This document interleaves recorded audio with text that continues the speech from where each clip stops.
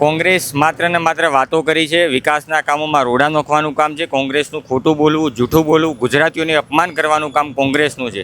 અને ખેડૂતો માટે તો મોટી સમસ્યા, અમને પાણી આપ્યું એનાથી વિશેષ કોઈ જોતું જ નથી, કારણ કે મને તો પાણી મળશે પીવા, પણ મારી જે આવનારી પેઢી છે, મારા જે કોઈ બાળકો હશે, એમને પીવાનો પાણીની સમસ્યા હાલથી ભારતીય જનતા પાર્ટીએ કરેલી છે. પાલનપુરમાં છું આજે ને એક ભાઈ આવી રહ્યા છે. ક્યાંથી આવો? હું પાલનપુર તાલુકાનું રૂપપુરા મારું ગામ છે. શું નામ ભાઈ? હાર્દિકભાઈ ચૌધરી. હાર્દિકભાઈ, અત્યારે સ્થાનિક સ્વરાજની ચૂંટણી 8 વર્ષે આવી છે, શું લાગે છે? સ્થાનિક સ્વરાજ્યની ચૂંટણી ઘણા સમયથી અમે લોકો પણ રાહ જોઈ રહ્યા હતા, કારણ કે સ્થાનિક સ્વરાજ્યની ચૂંટણી વગર સરકારી કચેરીમાં કામ કરવા જઈએ તો ઘણી બધી મુશ્કેલીઓ પડતી હોય. મતલબ સ્થાનિક ગ્રામીણ વિસ્તારના લોકો સુધી કામ પહોંચતું નહીં. ગામમાં વિસ્તારના વિકાસના જે કામો થતા એમાં મંજૂરીઓ ખૂબ ઓછા પ્રમાણમાં મળતી. અધિકારીઓ એમના મારફતે જેટલું થતું એ કરતા કે આજે ગામડાઓ સમૃદ્ધ થયા છે, વિકસિત થયા છે અને સુખી સંપન્ન થયા છે એવું અમને લાગે. પણ એમની ગામડામાં ઘણા લોકોને, ખેડૂતોને ક્યાંક તકલીફ પડતી હોય છે. તો અત્યારે જે રીતના સ્થાનિક સ્વરાજની ચૂંટણી 8 વર્ષે આવી છે, તો ગામડામાં કેવો થનગનાટ છે? કોંગ્રેસ આવી રહ્યું છે કે પછી ભાજપ આવશે? ગામડામાં એટલો બધો ઉત્સાહ અમારા લોકો વચ્ચે છે કે ઉમેદવાર કોઈ પણ આવે કમળને જીતાડવા માટે તૈયાર છે, કારણ કે ગામડામાં ખેડૂતો અમારે માટે તો એવો વિષય છે. હાલની જનરેશનમાં અમે યુવાનો પણ પોતે ખેતી તરફ વળ્યા છે. અમારા મોટી સમસ્યા પાલનપુર વડગામ વિસ્તારમાં પાણીની છે. પાણીની જે મુક્તેશ્વર કર્માવત તળાવ સરકારે ભરીને અમારા ગામડાના તળાવો હાલ ભરેલા છલોછલ છે. પાણી અમને મળ્યું છે, એનાથી કોઈ વિશેષ મોટું નહીં. અને આ વખતે સ્પષ્ટપણે છે, અમે ખેડૂતો, યુવાનો, વડીલો સ્પષ્ટપણે ઈચ્છી રહ્યા છે કે આ વખતે બનાસકાંઠા જિલ્લામાં ભારતીય જનતા પાર્ટી બાજી મારી જશે. જિલ્લા પંચાયત ભારતીય જનતા પાર્ટીની બનશે, નગરપાલિકા પણ ભારતીય જનતા પાર્ટીની બનશે એવું લાગી રહ્યું છે. કોંગ્રેસ તો કહે છે કે આ વખતે બાવથરાદ અને બનાસકાંઠા બંને કોંગ્રેસ કબજો કરશે. કોંગ્રેસ માત્ર ને માત્ર વાતો કરી છે, વિકાસના કામોમાં રોડા નોખવાનું કામ છે. કોંગ્રેસનું ખોટું બોલવું, જૂઠું બોલવું, ગુજરાતીઓને અપમાન કરવાનું કામ કોંગ્રેસનું છે. કોંગ્રેસે આજ સુધી કોઈ વિકાસના કામ નથી કર્યા. કામ કર્યા છે તો ભારતીય જનતા પાર્ટીએ કર્યા છે. તમે આ બાજુમાં જોઈ શકો છો, આ અંડરપાસ બ્રિજ પણ અહીંયા બન્યો છે. એટલે આ ભારતીય જનતા પાર્ટીની સરકારોને આ બધું શક્ય બન્યું છે. ગામડામાં એક પણ એવો રોડ નથી કે જ્યાં રોડ ના હોય. કોઈ જગ્યાએ ડામર રોડ છે, કોઈ જગ્યાએ સીસી રોડ છે. જે કોઈ રોડ બાકી છે, ખેતરના નીળિયાથી નીકળતો બીજા ગામને જોડતો રોડ છે, એ પણ રોડના મંજૂર થઈ ગયા છે. કોંગ્રેસ માત્ર વિકાસના કામોમાં હાડકાં નાખવાનું કામ કરી રહી છે. તો કોંગ્રેસ કહી રહી છે કે ક્યાંક ને ક્યાંક યુવાનોને રોજગારી નથી મળતી. કેટલું સાચું? યુવાનોને રોજગારી મળવાની, મેં તો યુવાન છું, હું યુવાન છું, એટલે યુવાનોને રોજગારી મળવાની બાબતમાં સરકારની ઘણી બધી ભરતીઓ આવતી હોય છે. જે યુવાનો પોતાનું ફિલ્ડ નક્કી કરતા હોય છે કે મારે સરકારી નોકરી કરવી છે, કોઈ નક્કી કરતા હોય છે કે મારે ખેતી કરવી છે. હાલના સમયમાં ઘણા ખરા યુવાનો પોતે ખેતી તરફ વળ્યા છે, કારણ કે આ વખતે ખેતીનો જમાનો એવો છે કે ખેતીમાં ખૂબ મોટી આવક ઉત્પન્ન થાય છે. સરકાર ખૂબ મહત્વની છે, રાહત આપી રહી છે, તો ખેતીથી પણ બમણો નોકરી કરતાં ખેતીમાં વધુ કમાઈ શકે.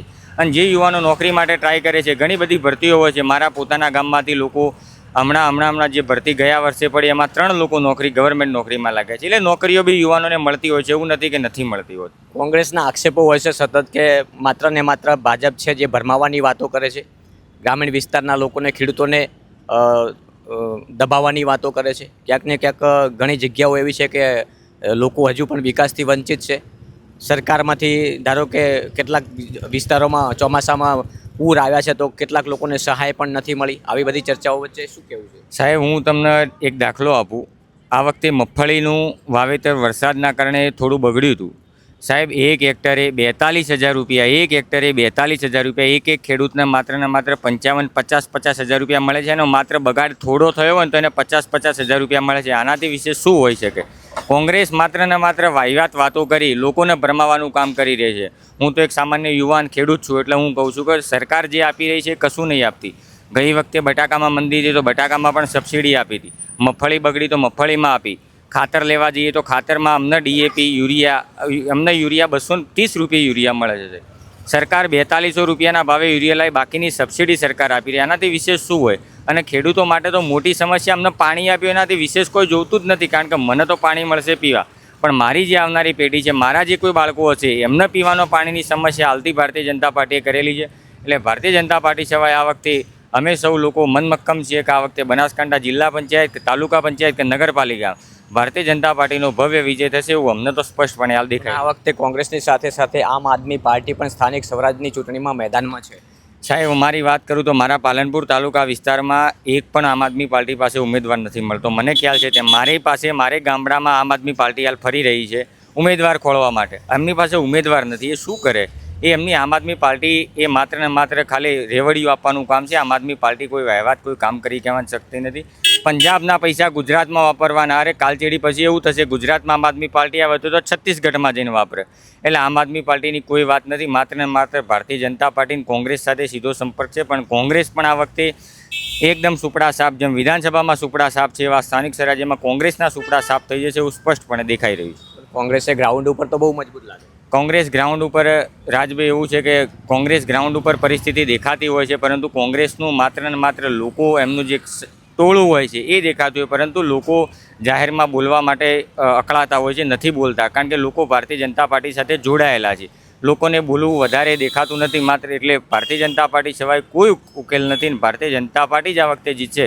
આટલા વર્ષથી બનાસકાંઠા જિલ્લા પંચાયત કોંગ્રેસ પાસે હતી. કોંગ્રેસે માત્ર પોતાના વ્યક્તિગત લોકોને એમના પોતાના ધંધાર્થે માટે ગોઠવીને ચેનલો બનાવીને ધંધા કરતી હતી. આ વખતે ભારતીય જનતા પાર્ટી વિશ્વાસ છે કે ભારતીય જનતા પાર્ટી આવશે ને ગામડાના વિકાસ હેઠ નીચલા સુધી પહોંચે એવો અમને વિશ્વાસ છે. તો બેરોજગારીની વાત છે, તમે યુવાન છો તો બેરોજગાર છો કે પછી રોજગારી મળે છે? સૌથી સારામાં સારી રોજગારી, પોતે ખેડૂત છું, સૌથી સારામાં સારી રોજગારી છે. મારી પાસે પાણી ના હોત તો મારી પાસે રોજગારી ના હોતી, સીધી લીટીની વાત છે. મારા ગામડાનું તળાવ, મારા બાજુના ગામડાનું તળાવ પોણેથી છલોછલ ભરાય રહ્યું. એનાથી મોટું કોઈ વિષય જ નથી. નોકરીઓની ભરતીઓ પડે છે. હવે હું તૈયારી ના કરું તો એમાં બેરોજગાર થોડો કહેવાનો. મારે પોતે ખેતી કરવી છે. કોઈ વ્યક્તિ તૈયારી કરે છે. પોતપોતાના ફિલ્ડમાં અલગ અલગ લોકો અલગ અલગ સાથે સંકળાયેલા. રોજગારી સરકાર આપી રહી છે, રોજગારી કમ્પ્લીટ મળી રહી છે એવું હું માનું છું.